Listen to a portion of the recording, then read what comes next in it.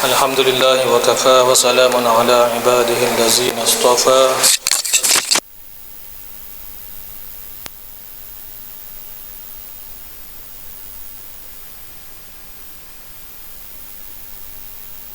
Muhammad wa ala alihi wa sahbihi wa sallam. Subhanaka la ilma lana illa ma 'allamtana innaka antal alimul hakim. Rabbi shrah li sadri wa yassir li amri wahlul 'uqdatam min lisani yafqahu qawli. Amma ba'd. Assalamualaikum warahmatullahi wabarakatuh. Tuan-tuan muslimin dan muslimat yang dikasihi, yang dirahmati Allah Subhanahu wa taala sekalian, alhamdulillah syukur kita kepada Allah Subhanahu wa taala juga dengan limpah kurnia yang tidak terhingga mengizinkan kita lagi untuk berada pada bulan yang mulia ini. Begitu juga kita pada malam ini juga kita bertuah kerana telah diperdengarkan dan sedang diperdengarkan oleh imam kita akan surah Ahsanul Qasas, cerita yang paling cantik sekali di dalam Al-Quran, iaitu surah Yusuf. Dari Isyak lagi sampailah kepada rakaat yang keempat tadi, Tuan Imam kita telah memperdengarkan kepada kita tentang cerita yang paling indah di dalam Al-Quran, iaitu surah Yusuf. Baiklah tuan-tuan, dengan masa yang ada yang tidak lama ini, saya diamanahkan sama-samalah untuk diri saya, kepada kita semua ahli penduduk, majoritinya penduduk Seksyen 27, Seksyen 28, kita insyaAllah kita akan sentuh sedikit mengenai hubungan kita dengan ibu bapa, dengan adik-beradik, sanak saudara kita, jiran tetangga dan kenalan-kenalan kita. InsyaAllah di sempena pada bulan yang mulia ini, marilah sama-sama kita mempereratkan lagi hubungan sesama kita, demi pertalian silaturahim dan demi juga pertalian hubung kait di atas nama kita satu agama, satu seagama, beriman kepada Allah yang satu, buat ibadah, mendirikan solat dan juga menunaikan solat bulan Ramadan, puasa ni bersama-sama. Oleh itu, marilah sama-sama kita hayati sepotong ayat daripada Al-Quran dalam surah An-Nisa ayat 36, yang mana saya tengok sesuai lah untuk perbincangan kita yang ringkas pada malam ini, iaitu firman Allah, wa'budullah. Allah mulakan dengan sembah dia dulu, wala tusyriku bihi syai'a. Jangan sekali kita dalam beribadah ini menyekutukannya, iaitu Allah, dengan sesuatu pun. Dan yang kedua, perintah Allah, dia ada 9 benda yang kita jaga dalam erti kata pertalian hubungan. Yang pertama, Allah Subhanahu wa taala mulakan dengan wabil walidaini ihsana. Ibu bapa dululah. Siapa dia yang ada ibu bapa lagi, masih hidup lagi, ada lagi, boleh berpuasa lagi, maka jagalah ibu bapa kita, bertanya khabar selalu walaupun kita berada jauh, dan holorlah apa-apa yang boleh memberi kegembiraan kepada orang tua kita, dan sama-sama kita adik-beradik menjaga pertalian dan maslahah ibu bapa kita. Lepas itu wabizil kurba pun ihsana, wabizil kurba ihsana juga, dan juga kepada kaum kerabat terdekat kita juga kena buat ihsan. Paling dekat sekali tidak lain lah, iaitu adik-beradik kita lah. Adik-beradik kita walaupun berjauhan, bertanya-tanya khabar lah. Kalau boleh, kalau ada sampai ke puk ke apa semua kan, hantar-hantarkan lah. Bulan puasa ni kan, hantar-hantarkan. Selain bulan lain sibuk apa semua, kita buatlah apa dia kebajikan kepada adik-beradik kita, bertanya khabar, dan jika kita ada kelebihan, kemampuan, maka kita salurkanlah. Itu wabizil qurba yang kedua. Yang ketiga, wal yatama juga ihsana, kepada anak-anak yatim. Kemungkinan kita ada anak buah kita yang berstatus yatim, maka kita utamakan dahulu yang begitu. Dan kalau sekiranya ketiadaan, maka kita tengoklah mana-mana daripada kenalan kita yang berstatus yatim, maka kita buatlah kebajikan di situ. Seterusnya wal masakin, wal masakin pun kita jagalah pertalian, sebab kita duduk dalam komuniti yang mana bercampur, dia bukan semuanya standard, dia bercampur. Maka kita buatlah satu inisiatif, baik dalam sudut kita sendiri buat ke, ataupun kita berhubung dengan pihak masjid yang mana ada mempunyai data-data, begitu sempena bulan yang mulia ini. Itu. Dan seterusnya wal jabizil qurba, ini penerangan Quran ni jelas. Jabizil qurba iaitu jar ni maknanya jiran tetangga. Jiran pula terbahagi kepada dua, iaitu jiran tetangga yang dekat, jabizil qurba, wal jabil junub, dan jar yang jauh sikit tapi dalam satu taman lagi, dalam satu taman lagi. Jadi dua-dua ni kita jaga. Cuma dua-dua tu yang dekat ni dia ada dua tuntutan. Satu tuntutan qarabah, iaitu tuntutan berada berdekatan dan dekat dengan kita, dekat pintu ke pintu, dan juga hak kejiranan. Dan yang satu lagi yang jauh, dia hanya ada hak kejiranan. Jadi di situ kita ambil tahulah tentang ada keberadaan dia, sihat apa semua, kita bertanya khabar. Lagi pun di antara kita ni mesti ada WhatsApp penduduk kan. Jadi di situ kita buatlah apa yang boleh mendatangkan faedah kepada kita dan kepada komuniti kita sempena bulan yang mulia ini, dan mudah-mudahan ia dapat dibawa kepada 11 bulan yang berikutnya, insya-Allah. Dan seterusnya wasahibi bil jamd, iaitu sahib.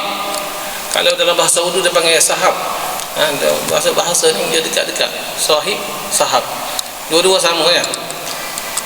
Sahib ni wasahibi bil jam, maksudnya orang yang berada dengan kita di sebelah.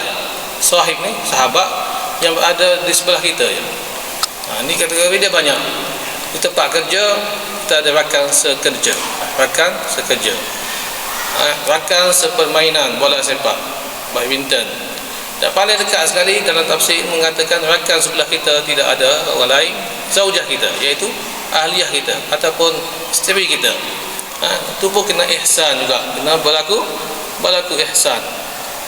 Berlaku ihsan macam mana? Di bazar Ramadan kita berebutlah dengan isteri kita, siapa bayar dulu. Tengok tiap hari kita bayar, tak apalah kita kena kauting kan. Wasahibi bil jam, maknanya orang yang kerap berada di sebelah kita, kan. Jadi kita kena menjaga kebajikan. Masuk kebajikan di situ, menjaga kebajikan tu saya utamakan benda yang baik dulu, supaya kita tidak teringat untuk nak melakukan benda yang tidak sepatutnya, seperti membuat umpatan, bercakap yang sia-sia, kan. Itu dia. Sebenarnya saya diamanahkan juga untuk melakukan, memberitahu soal umpatan apa semua. Saya rasa kita semua dah tak ingat dah apa itu umpatan, macam tu. Jadi kita bersegera untuk fastabiqul khairat, untuk melakukan kebaikan. Dan seterusnya yang ke-8 wa ibnis sabil, ihsana juga, iaitu ibn sabil ni dipanggil anak jalanan yang terkandas. Anak bulan puasa pula. Jadi di situ biasanya anak jalanan ni dia akan memberitahu kalau dia terkandas, dia akan beritahu dan minta izin untuk berbuka sekali. Layanlah sebaik-baiknya. Itu adalah fadilah yang amat besar. Begitu. Kita akan berjumpa yang tawan, Ibn Sabi yang terkandas. Jadi kita buat juga ihsan kepada mereka. Dan yang terakhir sekali ialah wama malakas aymanukum, dan barang di dalam milik kamu, iaitu hamba-hamba. Iaitu kita tidak ada hamba dah, tak ada lagi, belum ada, akan sampai juga masanya, tapi belum ada sini. Tapi boleh dikatakan sini dia ada lah yang ada maid ke apa semua kan. Itu walaupun dia bukan status hamba, dia bergaji, tetapi orang kata kita majikan dia, maka berlakulah baik juga dengan dia, walaupun dia bekerja untuk kita. Dan kalau kita makan, berbuka puasa, sebolehnya buatlah juwadah yang lebih sama sama berlakulah baik. Itulah yang Allah Subhanahu wa taala ajukan kepada kita supaya bertindak baik kepada semua sembilan yang tersebut dalam surah An-Nisa ayat 36. Demikian kerana Allah Subhanahu wa taala innallaha la yuhibbu kulla mukhtalin fakhur. Sebab suruh buat baik itu sebab kebiasaannya kita ni dengan yang tersebut tu tadi kebarangkalian tinggi juga boleh berlaku kesombongan, boleh berlaku bangga sebab Allah uji kita dengan kelebihan. Maka di situ Allah tidak sukalah seseorang daripada hamba-Nya yang bertindak berlaku bangga diri dan sombong, kerana itu adalah sifat Allah, hak Allah. Kita hamba sahaja. Jadi dengan demikian kita hendaklah hindar daripada bersifat demikian. Maka oleh kerana kita ni berada di dalam bulan yang mulia ni, maka hendaklah kita tengok kembali ayat tentang berpuasa tu tadi. Allah Subhanahu wa taala nak moga-moga Allah taala ingin ataupun hendak moga-moga kita ni dapat tiga benda. Pertamanya la'allakum tattaqun, dengan kita buat ni semua ni. Sebab apa yang sembilan yang tersebut tu tadi, dia banyak berada dalam kehidupan kita. Kita banyak bertindak dengan mereka, kita banyak bercakap dengan mereka. Bermakna kita akan dihisap dengan qadar apa yang kita berlaku, bermuamalah dengan mereka. Itu je. Setiap daripada mulut ma yalfizu min qaulin illa ladaihi raqibun atid kan. Maknanya kita ni mana hisap nanti berlega di sini kebiasaannya, tempat kerja apa semua. Jadi pada sebab itulah Allah suruh kita buat ihsan. Jadi apabila kita berlaku ihsan kepada yang tersebut sembilan itu tadi, maka hisap kita jadi mudah. Itu je hikmahnya. Okey. Jadi atas dasar ini pada bulan yang mulia ini mudah-mudahan kita bertakwa, iaitu kita menunaikan semaksimal boleh perintah Allah dan meninggalkan semaksimal boleh larangan Allah. Itu dia. Ini kita dah buat dah ni. Lantas itu barulah kita kata, Allah kata la'allakum tashkurun, mudah-mudahan kamu bersyukur. Kenapa bersyukur? Kerana Allah telah menyediakan kita satu bulan untuk nak menghapuskan 11 bulan lagi yang kita telah lalui kan. Jadi bulan Ramadan ini step yang ketiga tahunan, Allah nak hapuskan dosa kita. Step mingguan ialah Jumaat dengan Jumaat kan, kita pun maklum dah. Dan yang step yang harian punya ialah daripada solat fardu ke solat fardu yang lain. Jadi apabila kita melakukan dengan penuh dedikasi, dengan penuh inisiatif yang tinggi, maka kita boleh ma taqaddama min zambih, maknanya kita akan berjumpa dengan Allah ni dalam keadaan dosa terampun. Itu yang paling bahagia sekali, paling sedap sekali. Dosa kita tidak ada, ringan kita bangun di akhirat nanti, tidak terbeban dengan dosa. Jadi itulah sebabnya Allah suruh kita berterima kasih. Berterima kasih. Fahal antum syakirun, Tuhan tanya, fahal antum, adakah antum maknanya semualah kita, masuk saya semua kan. Antum syakirun, berterima kasih. Maka takdir katanya ialah berterima kasihlah. Kan kita kena hal antum syakirun, Allah kata ni. Terima kasihlah. Terima kasihnya kita kepada Allah ni sebagai hamba ialah kita mendirikan, menjalani ibadat solat tarawih ni. Antaranya yang besar yang menjadi syiar pada bulan Ramadan. Bulan lain mana ada tarawih? Tak ada, dia ada solat rawatibnya antara maghrib dengan isyak.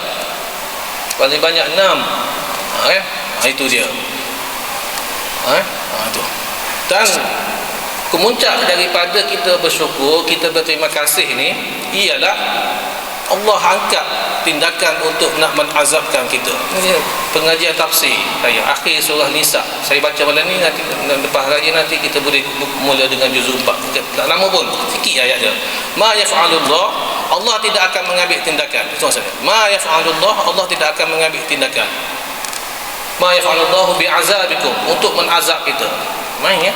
Ini status kepada orang mukmin ni. Ma yaf'alullahu bi'azabikum in syakartum. Ketika kamu berterima kasih. Orang yang berterima kasih ni, kita sesama kita rasa senang. Kita tak akan bully, kita tak akan buat apa-apa. In syakartum, itu sudah syarat. In, jika kamu berterima kasih. Wa amantum, dan kita beriman. Kita dah beriman, kita melakukan ibadat puasa ni. Akhir surah Nisa tu ringkas je, ma yaf'alullah, Allah tak akan ambil tindakan bi'azabikum, untuk mazab kamu, in syakartum. Memang tinggi ayat dia. Satu ni ayat kali, satu ni je ada. In syakartum wa amantum, kamu beriman. Mana kita sebut Allah yang esa je. Wa kana Allahu syakiran alima. Dan Allah ni berterima kasih kepada kita juga. Itu dia, saling berterima kasih kan. Welcome to you back. Syakiran alima, dia tahu hamba dia. Sebab terima kasih ni dia ada juga dalam hati, dengan tangan dan dengan mulut.